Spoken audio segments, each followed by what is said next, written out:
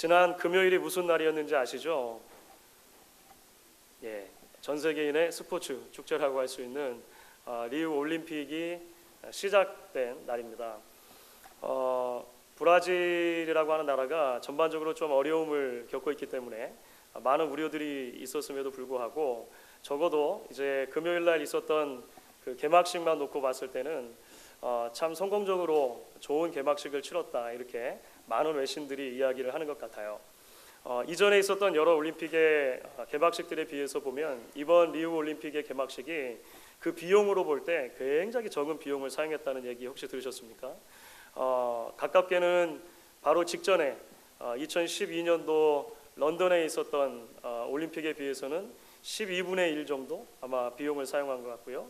그리고 그 직전 2008년도 중국의 그 북경 올림픽에 비하면 20분의 1 정도 이렇게 비용을 아주 적게 들여서 사용했다는 것이죠. 그런데 많은 사람들이 이제 비용이 아무래도 절감이 됐으니까 별로 볼 것 없는 그런 개막식이 되지 않겠느냐 이렇게 생각을 했는데 정말로 보여줄 것을 잘 보여준 그런 성공적인 개막식이었다. 많은 사람들이 입을 모아 이야기하고 또 신문에서 그렇게 기록하는 것을 봤습니다.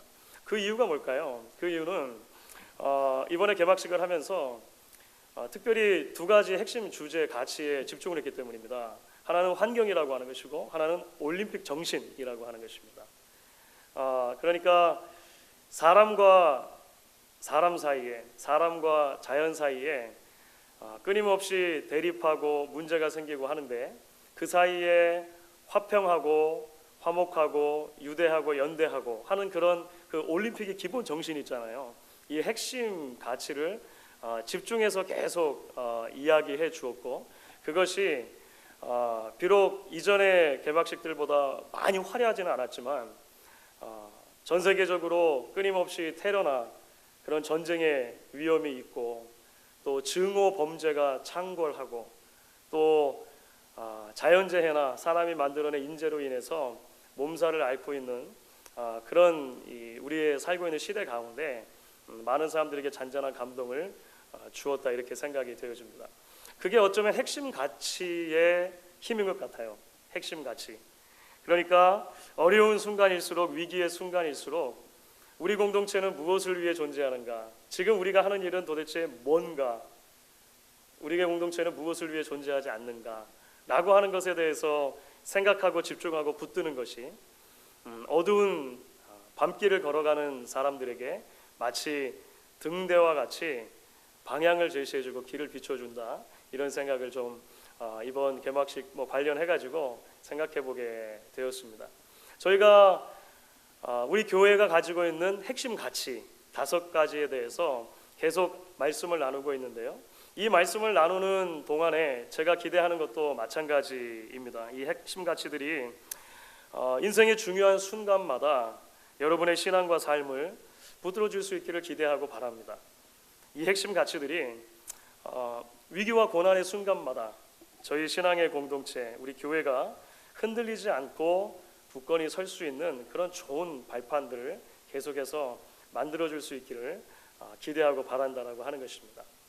이제 오늘 우리가 함께 나눠보고 싶은 주제는 우리가 추구하는 5가지 핵심 가치, 코어 밸류 중에서 두 번째 해당하는 교제에 대한 부분입니다. 성도의 교제에 대한 부분을 함께 나누려고 해요. 우리 교회 요람을 보시면 이 두 번째 가치, 이 성도의 교제라고 하는 가치에 대해서 이렇게 설명을 합니다. 이렇게 돼 있는데 여러분 같이 한번 읽어보실게요. 같이 읽습니다. 목양교회는 구원받은 하나님의 백성들이 복음 안 나옵니까? 같이 한번 읽어주세요. 안 나오는 줄 알았어요. 같이 읽습니다. 목양교회는 구원받은 하나님의 백성들이 복음 안에서 책임감을 가지고 서로 뜨겁게 사랑하며 섬기는 교제 공동체입니다. 우리 교회가 정말로 이런 공동체로, 이런 교회로 세워질 수 있기를 바랍니다. 여러분들 함께 계속 기대해 주시고 또 기도해 주실 수 있기를 바라요. 그렇다면 여러분, 우리의 질문은 늘 이러실 것입니다. 우리가 어떻게 그런 공동체가 될 수 있겠느냐라고 하는 것이죠. 어떻게 그런 하나님이 기뻐하시는 참된 교제가 있는 공동체로 세워질 수 있을 것인가 라고 하는 문제입니다. 오늘 우리가 함께 읽은 말씀 가운데 이제 에베소 교회에 보낸 사도 바울의 메시지에서는요, 특별히 이 성도 사이의 교제라고 하는 주제가 또 다른 하나의 중요한 신학적인 주제와 연관이 되어 있다고 설명을 합니다. 그 주제가 무엇이냐면 평화 또는 화평이라고 하는 주제입니다. 그러니까 평화, 화평이라고 하는 주제를 빼면 성도의 교제라고 하는 주제를 우리가 살펴볼 수 없다는 거예요. 이해하기 힘들다는 것입니다. 그래서 오늘 말씀을 보시면 14절에서 이렇게 사도 바울이 선포하죠. 그는 우리의 화평이신지라. He is our peace. 그가 누구일까요? 예수님이죠. 예수 그리스도께서 우리의 화평이십니다. 이렇게 말을 했어요. 그리고 나서 사실 제가 봉독해 드렸던 11절부터 22절까지의 말씀은요, 왜 예수가 우리의 화평이신가, 그게 도대체 무슨 의미인가, 우리에게 어떻게 적용되는가 이제 풀어서 해설해 주고 있는 부분이다, 이렇게 이해를 하시면 될 것 같습니다. 이 부분을 해석하면서 사도 바울은요, 너무나도 감동적이고 실제적인 언어로 복음의 핵심이 왜 평화여야 하는가, 복음의 핵심이 왜 화평이어야 하는가에 대해서 설명을 하고 있습니다. 사실 여러분, 복음, 구원의 복된 소식의 핵심이 평화, 화평이어야 한다라고 하는 것은 대단히 당연한 이야기처럼 보여집니다. 왜냐하면요, 죄라고 하는 것이 본질적으로 갈라놓는 것이기 때문에 그렇습니다. 죄라고 하는 것은 본질적으로 나누는 것이기 때문에 그렇습니다. 초등학교 때 과학 시간에 그런 실험을 종종 했던 기억이 있습니다. 그 자석을 가지고 하는 실험인데요, 학교 앞에 문구점에서 막대 자석을 선생님이 하나씩 사오라 그래요. 그 혹시 기억나시는 분들, 이렇게 생긴 자석 있잖아요. 막대같이 생겨가지고 한쪽에는 빨간색, 한쪽에는 파란색. 더 어르신들은 이거 모르시나요?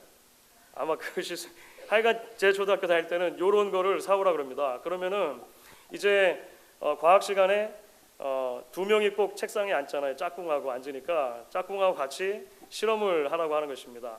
한 명은 요 막대기 가운데다가 실을 매가지고 이렇게 들고 있는 거예요. 그러면 다른 한 학생이 이제 또 가지고 온 그 자석을 가지고 이런 색깔로도 대보고 저런 색깔로 대보고 이렇게 하는 겁니다. 그러면 서로 다른 색깔을 갖다 대면 어떻게 되죠? 같은 다른 색깔이면 찰싹 달라붙죠. 붙고 다른 색깔, 저도 자꾸 좌우를 분별치 못하고, 같은 색깔이면 밀어내죠, 그죠? 같은 극이면 극과 극이라는 거죠. 그러면 자꾸 밀어냅니다. 아무리 붙여보려고 해도 자꾸 튕겨내는 거예요. 그래서 실에다 매달아놓은 자석이 이리저리 이렇게 흔들리고 하는 것을 재미있게 과학 실험 시간에 했던 기억이 있습니다. 여러분, 죄가 들어오기 전에 하나님과 또 다른 사람들과 우리들은요, 뗄래야 뗄 수 없는 관계 가운데 있었다라고 성경이 말을 해요. 그렇죠? 그것이 창세기 1장과 2장이 사실 보여주는 그림입니다. 위로는 하나님을 정말로 사랑하고 하나님을 공경하고 하나님을 섬기는 삶을 살았습니다. 옆으로는요, 하나님께서 나와 똑같이 하나님의 형상으로 지어주신 그 사람, 사랑하고 존중하고 섬기면서 그 사람과 함께 하나가 되어서 하나님이 우리에게 주신 일을 감당해 나갔다라고 하는 거예요. 이 뗄래야 뗄 수 없는 관계들이 있었다는 것입니다. 그런데요, 죄가 들어온 다음에 어떤 일이 일어났습니까? 죄가 들어온 다음에 마치 자석에 서로 같은 극과 극을 대어 놓는 것처럼 자꾸만 하나님으로부터 멀어지기 시작한 거예요. 그렇죠? 하나님과 자꾸 거리를 둔 것입니다. 하나님께 불순종하고 나아가서 하나님과 상관없는 삶을 마음대로 살게 됐다는 것입니다. 사람들과는 어떻습니까? 하나님께서 나와 똑같이 하나님의 형상으로 창조해 주셨는데요, 미워하기 시작합니다. 분열이 일어나기 시작합니다. 나의 잘못을 전능하고 핑계하기 시작합니다. 더 나아가면 어떻게 됩니까? 그 증오가 넘쳐가지고요, 그 사람을 해하게 되는 자리까지 나아갔다라고 하는 거예요. 죄는 본질적으로 나누는 것입니다. 죄는 본질적으로 분리시키는 거라고 하는 거예요. 그렇기 때문에 구원의 복음은 반드시 화평의 복음이어야 하는 것입니다. 무너져 있던 하나님과의 관계를 회복해야 하는 것이고요, 비틀어져 있던 사람들과의 관계를 다시 회복하는 것이어야 한다라고 하는 것입니다. 그는 우리의 화평이신지라. 바울이 이렇게 말했습니다. He is our peace. 이 선언이 왜 중요합니까? 예수님께서 십자가에서 이루신 일이야말로 바로 그 화평케 하는 일을 하는 일이었다고 하는 것이에요. 무너졌던 관계를 회복시키는 것이죠. 하나님과의 우리의 관계를 회복시켜 주시고 사람과의 관계를 회복시켜 주시는 그 귀한 초석을 예수께서 십자가에서 피 흘리심으로 이루셨다는 거예요. 그게 사실 오늘 우리가 함께 읽은 에베소서 2장 11절부터 22절 전체 내용에 들어있는 말씀이라고 하는 것입니다. 어떻게 예수님께서 십자가에서 피를 흘리셨는가, 그 십자가가 어떻게 우리 죄인들을 하나님과 연결시켜 주었고 사람들과 연결시켜 주었는가 이야기하는 것입니다. 그렇기 때문에 사랑하는 여러분, 특별히 오늘 이제 우리가 복음이 평화다, 화평의 메시지다라고 하는 것을 생각할 때 성도의 교제라고 하는, 우리가 지금 계속해서 집중해서 보는 주제잖아요. 성도의 교제라고 하는 것과 관련해서 우리는 조금 더 나아가서 그럼 어떻게 적용을 해볼 수가 있겠습니까? 오늘 말씀 가운데 우리는요, 바울의 메시지를 통해서 적어도 두 가지를 생각을 해보게 됩니다. 이것을 꼭 기억해야 한다는 것입니다. 이 두 가지가 서로 동전의 양면과 같은데, 하나는 무너뜨리는 것이고 허무는 것이고, 또 하나는 세우는 것과 관련이 됩니다. 자, 여러분, 뭘 허물고 뭘 무너뜨려야 되고 뭘 세우고 지어야 합니까? 오늘 바울이 말하는 것은요, 사람 사이에 여러 담들이 존재하는데요, 벽들이 존재하는데요, 그 담과 벽은 허물어야 하는 대상이라고 말을 하는 거예요. 반면에 거기서 끝나는 것이 아니고 우리는 모두 함께 하나님의 성전으로 지어져야 된다, 하나님의 집으로 지어져야 된다, 이렇게 말해요. 그러니까 허물어지는 것과 지어지는 것이 사실은 같은 개념으로 오늘 바울의 이야기 가운데 들어있다는 것입니다. 먼저 여러분, 성도 사이의 참된 교제를 위해서 우리는 복음의 정신을 따라서 우리 안에 있는 각종 담들을 허물어야 할 필요가 있다, 오늘 말씀을 통해 발견할 수 있을 것 같습니다. 사실 여러분, 오늘 그 말씀을 읽으시면서 유난히 반복되는 표현이 있는 것도 혹시 캐치하셨습니까? 적어도 넉 절에서 아주 비슷한 표현이 계속 반복이 됩니다. 그게 뭐냐면 둘을 하나로 만들었다는 표현이에요. 읽으시면서 혹시 여러분들 캐치를 하시겠습니까? 이렇게 요약을 할 수가 있습니다. 14절을 보시면 둘로 하나를 만드사, 이런 표현이 있죠. 15절에는 이 둘로 자기 안에서 한 세 사람을 지어 화평하게 하시고, 그렇죠. 16절에는 어떻게 되어 있습니까? 같이 읽습니다.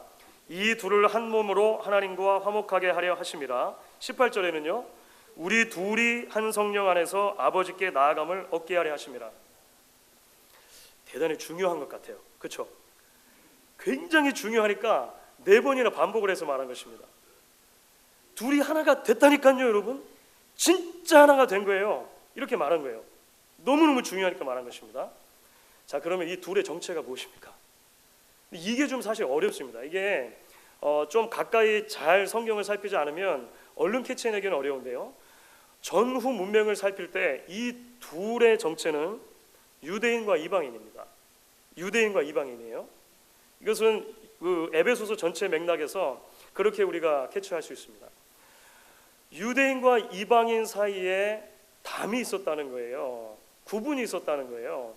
그것이 복음 안에서 하나가 됐다는 게 굉장히 중요하기 때문에 누누이 강조해서 이야기하는 것입니다. 사실 유대인들과 이방인 사이에 그 오랜 그 반목과 또 이 대립의 역사가 있었습니다. 굉장히 오래된 역사입니다. 유대인들 편에서 사실은 자신들이 아브라함의 자손이라고 하는 것, 그리고 삶과 신앙의 원리로서 율법을 가지고 있다고 하는 것이 계속해서 유대인이 아닌 다른 사람들, 그러니까 다른 사람들은 다 이방인이잖아요, 그렇죠? 예전에 중국 사람들이 자기가 아니면 다 오랑캐라 그랬잖아요. 저희는 한 번도 잘못한 적이 없는데 갑자기 우리는 동쪽에는 오랑캐가 됐어요. 왜냐하면 그 사람은 부르니까 그렇게 된 거예요. 이방인들이 그런 겁니다. 사실 유대인들이 그렇게 부르니까 이방인이지, 그 이방인들이라고 하는 사람들이 사실 누굽니까? 엄연한 그리스 로마 문화 안에서 살아가는 로마의 신민들이에요. 그렇죠? 엄청난 문화를 가지고 자기 나름대로 열심히 자기의 삶의 자리에서 살아가고 있었던 사람들이라고 하는 거예요. 그런데 자기들도 식민지면서 저쪽에 조그만 나라 유대 지방에 있는 사람들이 뿔뿔이 흩어져 살면서 가는 곳마다 자기들하고 다른 사람들 뭐라고 부른다는 거예요? 이방인이라고 부르는 거예요. 조금 더 나아가면 뭐라고 부르냐면요, 좀 더 낮춰서 부르는 용어가 있는데 오늘 성경에 나와요. 할례 없는 사람들이라고 불렀다는 거예요. 이 할례 없는 사람들, 이것은 굉장히 낮춰 부르는 말입니다. 유대인들이 다른 사람들을 낮춰 부르는 거예요. 기분이 나빴겠습니까? 나쁘지 않았겠습니까? 우리라도 기분이 나빴겠죠. 그렇죠? 그러니까 자연스럽게 유대인들과 이방인 사이에는요, 벽이 생기는 거예요. 담이 생기는 것입니다.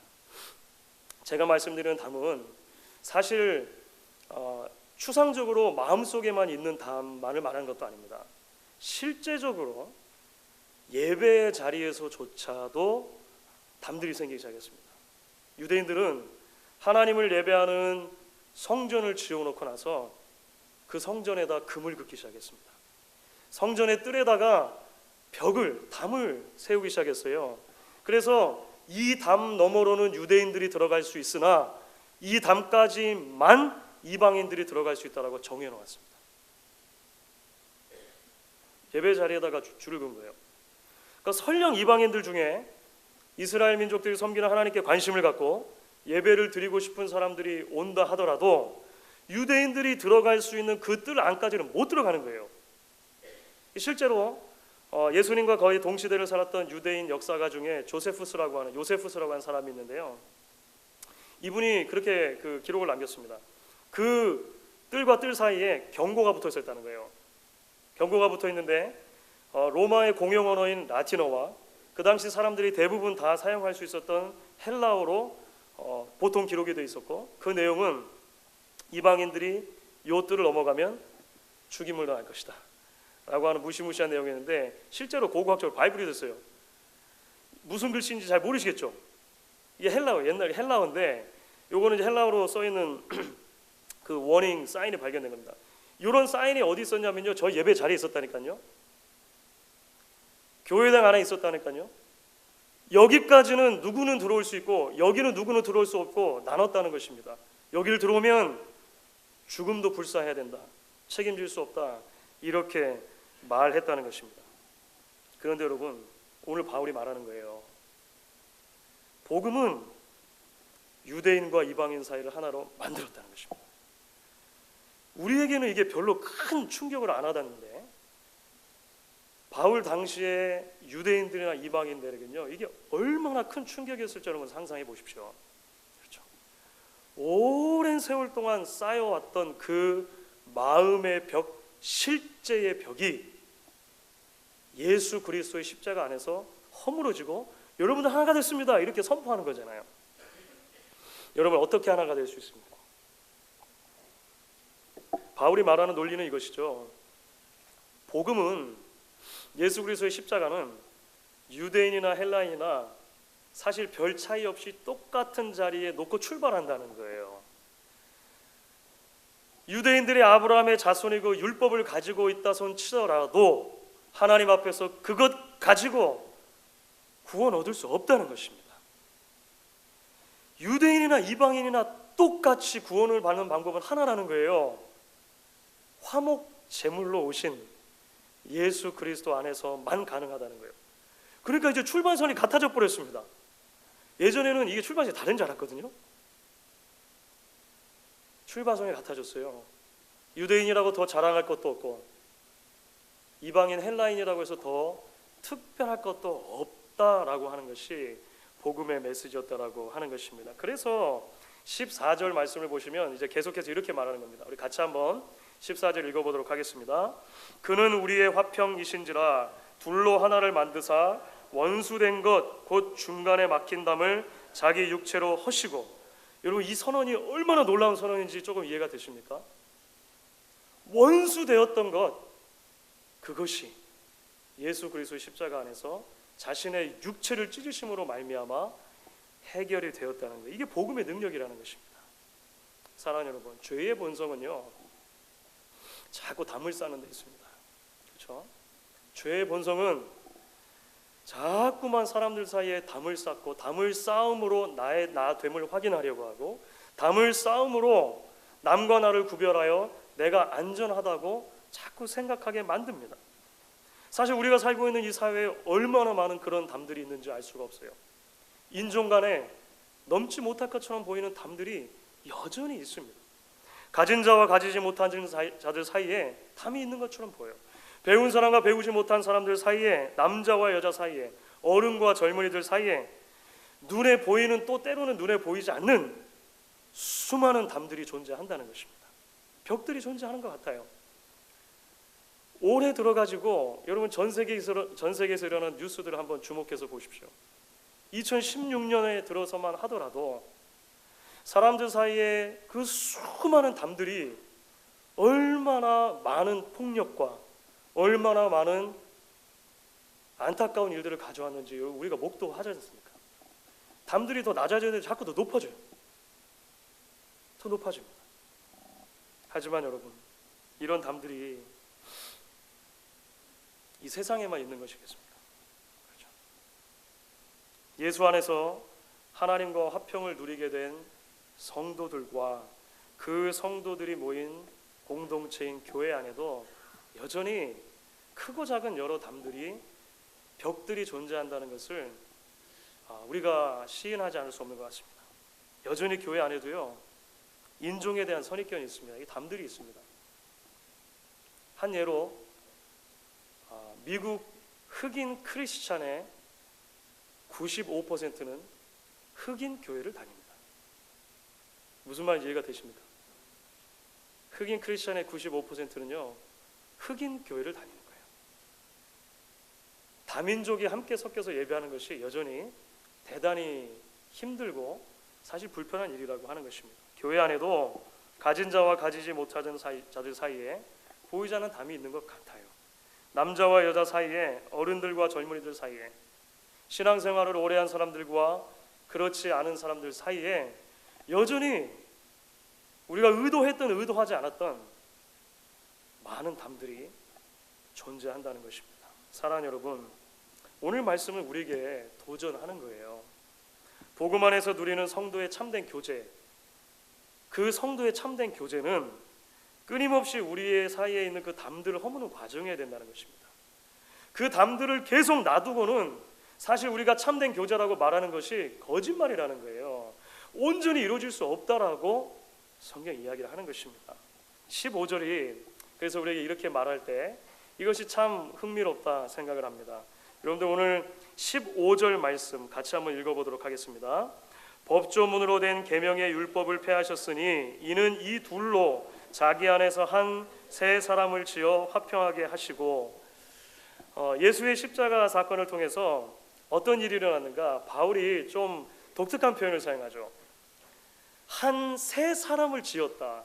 He created one new man. 한 새 사람을 지었다 이렇게 말합니다. 이게 무슨 말입니까? 예수님의 십자가 사건을 통해서 새로운 인류가 창조됐다는 거예요. 신인류. 그렇죠. 유대인도 아니고 헬라인도 아니고 제3의 인류가 창조됐다는 것입니다. 누구입니까? 그리스도인, 그렇죠. 크리스찬입니다. 다시 말하면 모든 성도들은 크리스찬이라고 하는 새로운 성, 새로운 라스트 네임을 갖게 되었다는 거예요. 여러분이 가지고 계신 성을 포기하시라는 거 아니에요? 가지고 계시되 제일 끝에 이 모든 것들을 다 하나로 묶는 하나의 성이 주어졌다는 것입니다. 크리스찬이라는 거예요. 그리스도인, 그리스도께 속한 사람들이라고 하는 이름이 저와 여러분에게 주어졌다는 것입니다. 더 이상 지연의 벽과 학연의 벽과 혈연의 벽과 같은 것들이 저와 여러분이 함께 소유하게 된 그 크리스찬이라고 하는 이름 안에서 의미를 갖지 못하게 되는 거예요. 전혀 새로운 관점으로 재해석되게 되는 것입니다. 여러분 이 사실을 믿으셔야 돼요. 그렇기 때문에 여러분 이제 우리는 자연스럽게 성도와 관련된 다음의 진리로 넘어갈 수 있습니다. 그것은 뭐냐면요, 성도의 교제라는 건 뭐냐면 우리 안에 있는 그런 여러 종류의 담들을 허무는 데서 그냥 멈추는 게 아니라는 것입니다. 허물고 끝나는 것이 아니라 세우는 작업이 필요한데, 하나의 식구로서 하나님이 거하실 성전으로 지어져 가야 한다, 이렇게 이야기를 하는 것입니다. 그게 바로 이제 19절부터 22절에서 바울이 이야기하는 내용이에요. 여기 19절을 보시면 화평이신 그리스도 안에서 구원받은 백성들을 바울이 또 다른 독특한 언어로 부릅니다. 하나님의 백성들을 바울이 어떤 독특한 언어로 19절에서 부르죠? 그렇죠, 하나님의 권속이라는 표현이에요. 하나님의 권속. 우리 장로님들 가운데도 더러 기도하실 때 원금각처에 흩어져 있던 하나님의 권속들이 보였으면 이렇게 기도하시잖아요. 너무너무 성경적이고 아름다운 언어이죠. 그런데 권속이 뭡니까 여러분? 우리가 평상시에는 잘 사용 안 하니까, 이 권속이라는 말은요 그냥 가족이라는 말이에요. 가족이라는 말입니다. 좀 더 쉽게 말하면 이거죠. 하나님이 호주가 되시고 그 호주된 하나님 안에 모든 그리스도인들이 한 가족이 됐다는 것입니다. 물론 우리가 이 땅을 살면서는요 가족관계 증명서를 떼면 누군가 이름이 호주로 올라가셨을 것이에요. 결혼하면서 저도 이제 호주가 되잖아요. 그런 거 있지 않습니까? 그렇게 되실 거예요.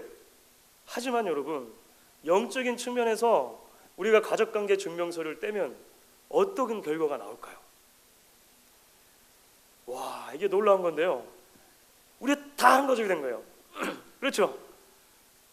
하나님이 호주라는 거예요. 하나님이 호주시고 라스트 네임을 한꺼번에 허락해 주셨는데 그게 뭐라고요? 그렇죠, 크리스찬이라고 하는 라스트 네임을 허락해 주셔서 한 가족으로 삼아 주셨다라고 하는 것입니다. 그러면 그 가족에게 하나님이 뭘 원하시는가?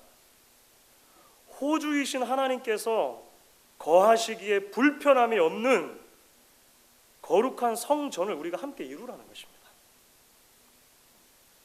여러분 21절과 22절 말씀을 같이 한번 읽어보도록 하겠습니다. 같이 읽습니다. 그의 안에서 건물마다 서로 연결하여 주 안에서 성전이 되어가고 너희도 성령 안에서 하나님이 거하실 처소가 되기 위하여 그리스도 예수 안에서 함께 지어져 가느니라. 여러분 바울이 건물의 이미지를 사용하는 것이 참 의미심장하죠. 물론 성경 안에서 다른 이미지도 있습니다만 오늘 에베소서에서 바울은 건물의 이미지를 사용합니다. 왜냐하면 건물로 지어진다고 했을 때 그것은요 구성원들의 다양성을 다 담보하면서도 여전히 하나가 될 수 있다는 것을 이야기하고 있기 때문에 그렇습니다. 건물이 하나가 지어지려면요 초석으로 깔리는 돌들도 필요할 것입니다. 반면에 기둥을 이루는 부분도 필요하고요 석가래가 되어져야 할 부분도 필요할 것입니다. 그 벽을 채워넣는 벽돌도 필요할 것이고요 지붕을 넣는 재료도 필요할 것이에요. 그 벽돌과 벽돌 사이를 다 채워 아름답게 마감해주는 시멘트 같은 부분들도 필요할 것입니다. 모두가 다 다른 재료들이에요. 그렇죠? 그런데 그 재료들이 다 하나의 건물이 되는 것입니다. 하나의 건물로 지어지고 나면 그 재료를 재료라고 부르지 않고 그냥 집 이렇게 부르는 거예요. 아, 저기에 있는 지붕과 벽들과 벽돌들의 조합이 참 아름답다. 여러분 그렇게 안 하시잖아요. 우와, 이제 멋있네. 이렇게 하면 끝인 거예요. 그렇죠? 이 놀라운 진리가 오늘 성경에 말하는 진리라고 하는 것입니다. 사랑하는 여러분, 건강한 건물이 되려면 그렇기 때문에 나 하나가 하나님 앞에서 잘 서서 건강하게 신앙생활하는 것도 중요하지만 동시에 다른 지체들도 함께 건강해야 하는 것을 기억해야 합니다. 거꾸로도 마찬가지예요. 다른 지체들, 다른 벽돌들이 다 건강하다고 하는 것이 항상 내가 건강한 벽돌이라고 하는 것을 담보해 줄 수는 없는 것입니다. 이게 그 밀접한 관계 가운데 아주 유기적인 연결이라고 하는 것이에요.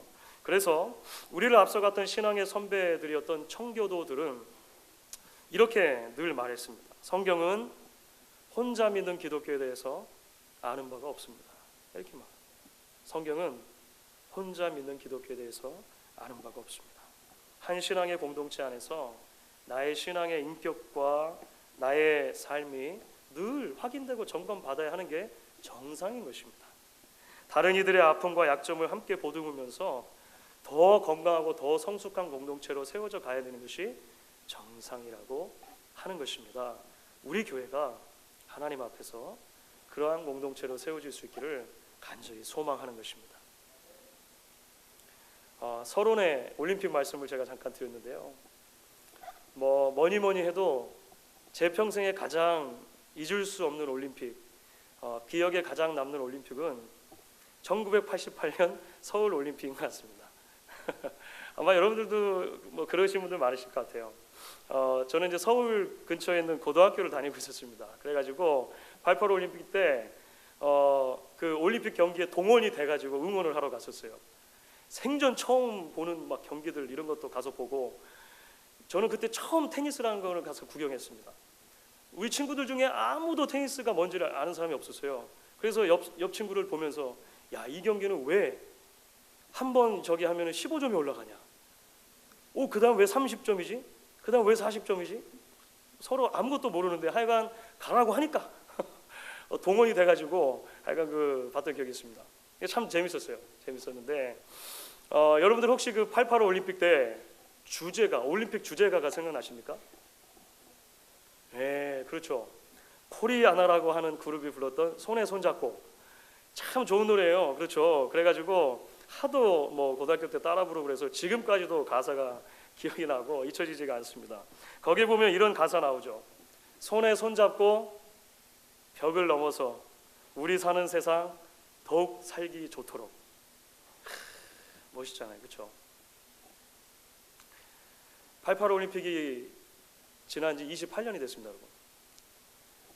지난 28년 동안 전 세계에 있었던 그 수많은 벽들이 여러분 정말 무너졌습니까? 넘어졌습니까? 우리가 살고 있는 세상이 다 화평하고 화목한 그런 아름답고 복된 세상, 살기 좋은 세상이 정말 되었습니까? 여러분, 이게 쉽지 않은 거예요. 그렇죠? 쉽지 않은 것입니다. 사랑하는 여러분, 그래서 예수의 십자가가 오늘 다시 저와 여러분을 화평의 복음으로 초대하는 것입니다. 예수께서 모퉁이 돌이 되어주셨습니다. 자기 자신을 한껏 낮추셔서 가장 바닥에 든든한 초석으로 예수님이 모퉁이 돌 놓아주셨다는 거예요. 이제 그 초석 위에서 적은 신앙의 공동체이지만 우리 교회 안에 먼저 하나님의 그 화평의 복음이 회복되는 것을 조금씩 보아가야 하지 않겠습니까? 우리 안에 있었던 그 담들이 오늘보다는 내일, 내일보다는 그 다음날 조금씩 복음의 능력으로, 십자가의 능력으로 허물어져서 우리 안에 하나님이 기대하셨던 그 하나님의 나라를 미리 조금씩 맛보아야 하지 않겠느냐고 하는 것입니다. 이런 참된 교제, 이런 참된 나눔이 있는 우리 교회가 될 수 있기를 주의 이름으로 간절히 축원하겠습니다. 우리 같이 한번 찬양하시고 기도하도록 하겠습니다.